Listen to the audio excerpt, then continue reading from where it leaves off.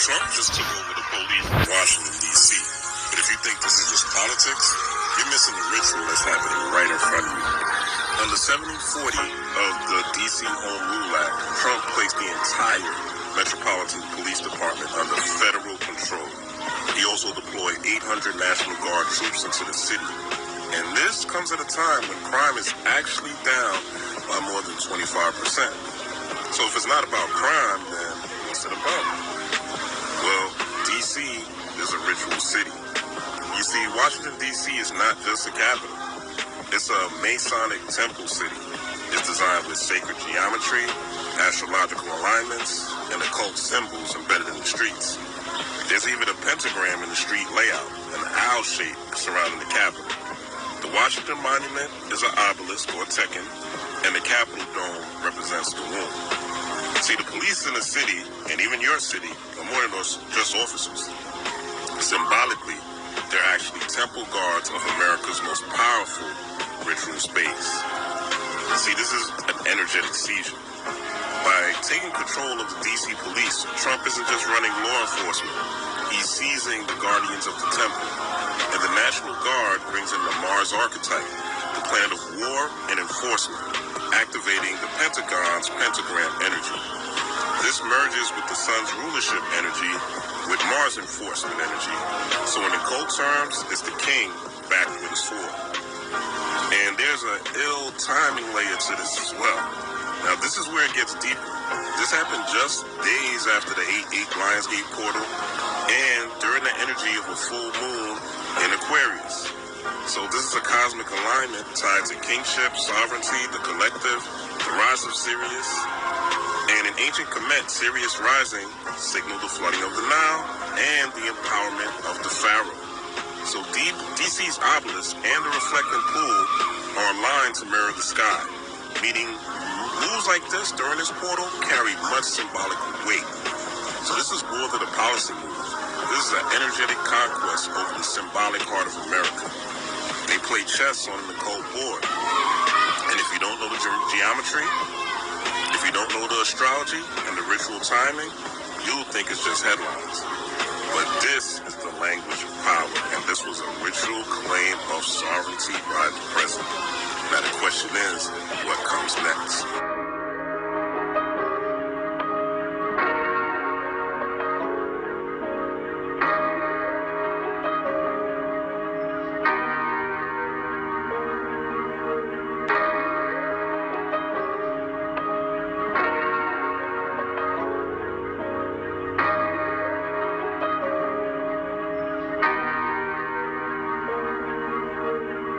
Albert Pike said this about Freemasonry in this very book. He says that Freemasonry is based almost totally on the Kabbalah. Yes. Jewish magic. Yes. And many Jewish rabbis have admitted this, and they say that in all of the rituals of Freemasonry, you will find the Kabbalah, the system of magic of the Jews. For example, the 30th degree of Freemasonry is the Knights of Kadosh. Yes. And it involves skulls and black robes and a knight laying in a coffin speaking from the dead. Yes.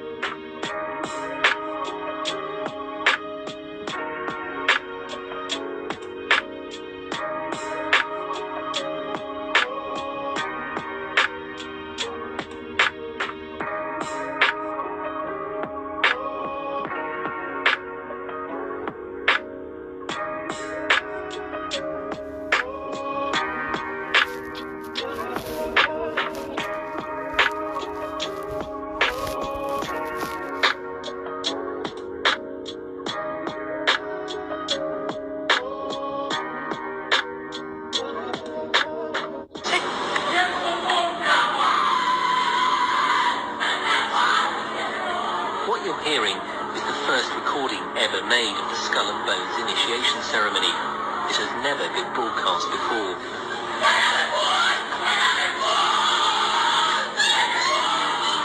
15 new members of the club are being introduced into the macabre rituals of Skull and Bones by the senior students who are about to graduate. The club has what some might see as a strange fascination with death, skulls and bones. There's the chants too, difficult to hear first of all, but including the devil equals death, death equals death. Miss Buttercup, Skull and Bones, accept or reject? Accept. Not a word to anyone. How does it feel being a woman? Why do you want to know? Gentlemen, I will remind you have all taken an oath of secrecy. You have been chosen to become members of America's most secret society.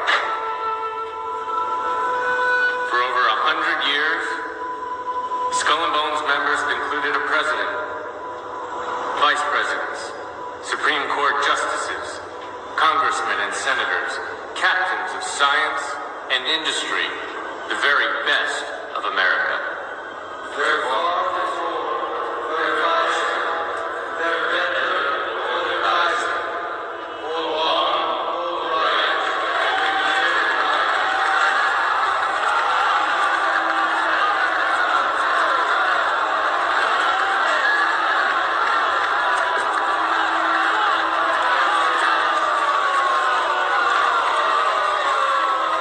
I don't think this is for me. You can't take it personally.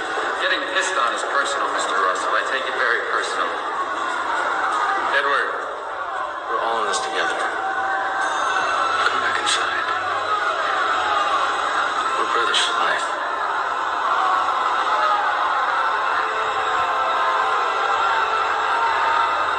tell us, Mr. Wilson, brother to brother, something you've never told anyone before. Your most guarded secret. Something you will need to trust us with.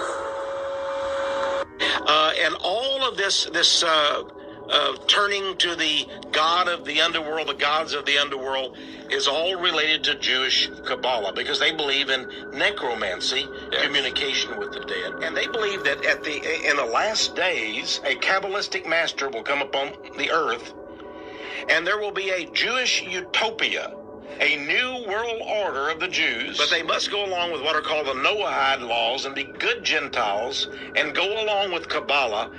And if they recognize that the Holy Spirit is the serpent. And by the way, that's also taught in the 32nd degree of Freemasonry, that is, the serpent is the Holy Spirit. Right. And he is going to encircle the earth.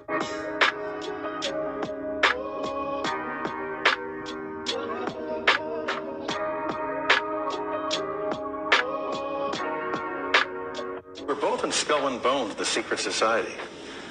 It's so secret we can't talk about it. What does that mean for America? The conspiracy theorists are going to go I'm wild. sure they are. I don't know. I haven't seen the web. Number 322? You both were members of Skull and Bones, a secret society at Yale. What does that tell us? Not much, because it's a secret. Is there a secret handshake? Is there a secret code? I wish there were something secret I could manifest. 322, a secret number? There are all kinds of secrets, Tim, but one thing is not a secret. I disagree with this president's direction that he's taking the country. We can do a better job, and I intend to do it. Tim Russert, the moderator of Meet the Press and NBC's Washington bureau chief, collapsed and died early this afternoon.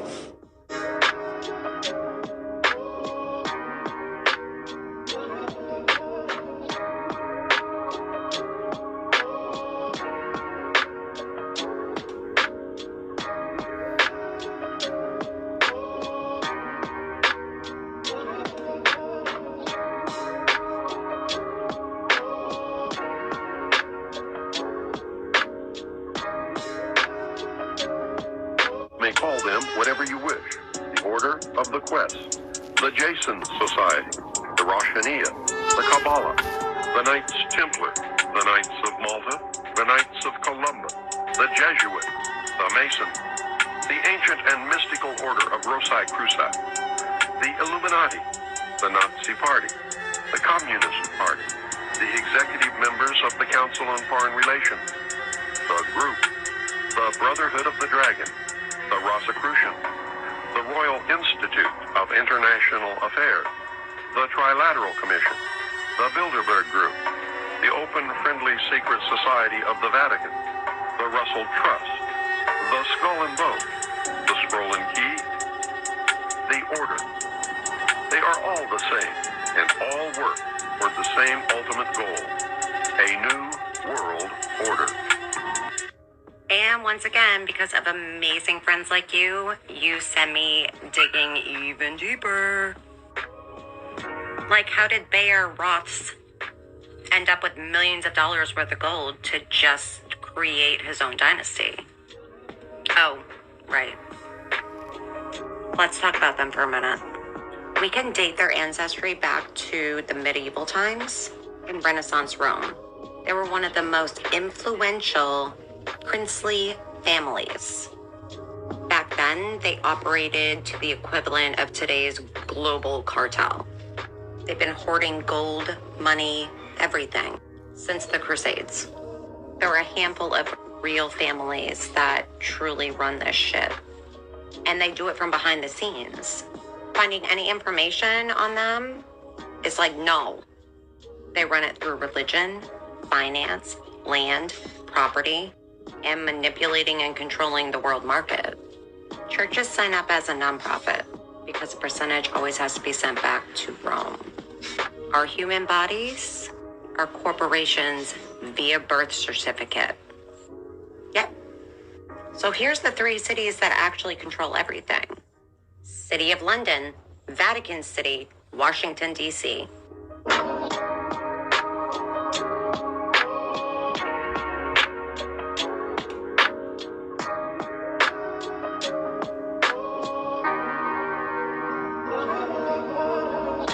Sorry, but to me, this is the all-seeing holy eye. Everything's controlled by the alphabet agencies, all social media sites, search engines, Microsoft, Apple, Tesla. Follow me on this. Vatican City, not part of Italy. District of Columbia, not part of America. City of London, not part of England. Here's just a handful of popes under the family. So listen to this. The very first level, Girl Scouts, Boy Scouts, anything that requires you to take a secret oath. Then you have fraternities, sororities, other secret oaths. Yes, when everyone's so excited to just give away their freedom and comply. Next, lawyers, teachers, doctors, mayors. And then what do we have? Presidents, prime ministers, world leaders, high-level positions in secret societies, and occult groups. Wake up. Where do we go from here? Well, you have to understand that nobody exists on a high level in government who's opposed to the New World Order. Nobody. Our government has literally been infiltrated, and there's a cancer within our government destroying and eating it, nibbling away at it, hacking off its limbs. And you said this started in 1945? 1945 was when the overt destruction began to occur, when Truman signed the UN Participation Act and the United Nations Treaty. It actually began long before that, when these secret societies began to infiltrate the government and appoint their members to important posts. Infiltration is easy. If one gets in, he can then appoint and hire others to replace people who are not members below him. So now we've had over 50, almost 50 years of this going on. At least. I believe that it started back probably 1913, 1917, when the Federal Reserve Act was passed, when the Council on Foreign Relations became a reality in this country. As long as you're playing their game, it doesn't matter who you vote for, who you put in office. They all belong to the other side. They're the pockets of the Illuminati. When you quit electing professional politicians, when you quit electing the guy who looks nice on television because he speaks good and he looks like the guy you wanted to marry or something like that, you're playing right into their hands. You know, they've made it so impossible for another Abraham Lincoln to get elected to the office of president. And it's a wonder that we even have a chance at all. I was in the FBI for 27 and a half years. And at the time of my retirement in 1979, I was the senior special agent in charge of the FBI Los Angeles office. I developed information personally about just extensive corruption in the government, not only at the federal level, but all the way down to the city and state level across this country. The bottom line is to take over the country and the world. For what? Power, greed. This goes back over 200 years, back to 1776, with the establishment of an organization known as the Illuminati. And if your listeners don't know what the Illuminati is, they need to run down to the library and look it up and do some research, because on May the 1st, 1776, a fellow named Adam Weishaupt, German, set forth 25 goals at the request of the Rothschild group that they needed to initiate in order to take over the world. We're talking about destroy the sovereignty of countries and destroy religions. And that's where it really started in modern day. And right today, believe it or not, and we have the documentation for this, we are probably 90%, their goals have probably been filled at the rate of about 90%. Hi there, this is Sharon Duffing at the Minnesota State Capitol. It is Friday, April 4th, 2025, and I'm here to double check on what everybody's been talking about on social media, is this plaque in honor of our governor, Tim Walz. And it is from people that are supportive of his efforts. And there it is, right here in the East Hall, lower level. That reads the Democratic Coalition of Satan Worshippers. Thanks, Governor Tim Walz, for not standing in the way of spreading Satanism in the state capitol building. Satan has a special place for you. And that's what it says.